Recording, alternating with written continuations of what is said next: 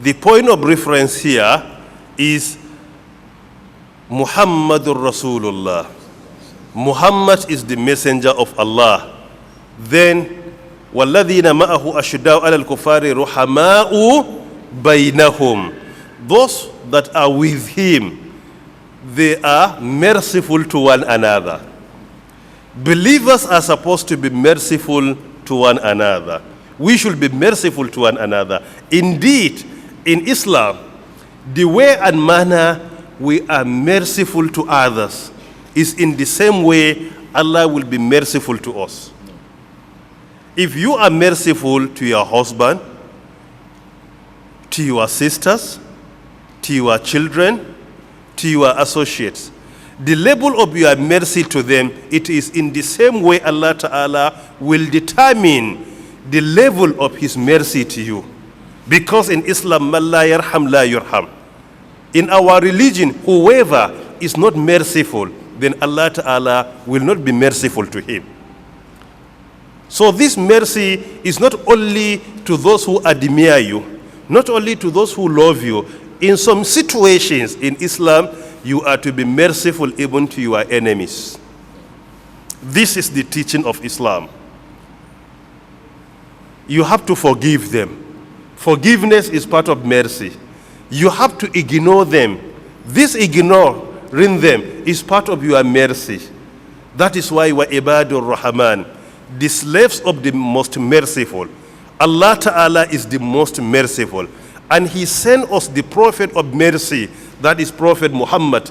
Peace and blessings of Allah be upon him, as in Surah Al-Anbiya verse 107.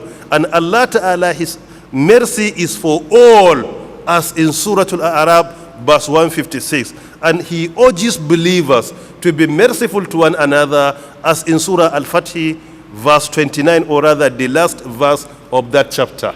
You see how Islam is.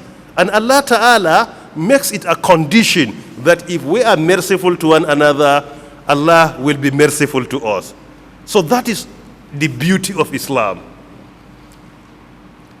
Wa ibadur rahman, the slaves of the most merciful, alladhina yamshuna alal ardi hawnan, they are the ones who walk on the earth, who drive on the earth, hawnan, with humility. They walk in humility and sedateness. They walk with humbleness. If you see them walking, you will discover that they are very humble. They humble themselves. They are not in any way arrogant. Why? Because if you only recall the way, the ingredients that Allah Ta'ala deployed to create you and I is sufficient to humble ourselves. The ingredient that Allah Ta'ala used to create you and I, just ponder upon this. The content of that ingredient from your father or from your mother, smell the odor of it. Is it that very beautiful, that pleasant? Just recalling the origin of our creation, the content that Allah Ta'ala extracted from our fathers and our mothers to create us, wallahi al-azim, is enough to make us to humble ourselves. The odor is not like a perfume. That is enough to show that our origin is all about humbleness, and we must humble ourselves. Why? Because we are in this world for a trial.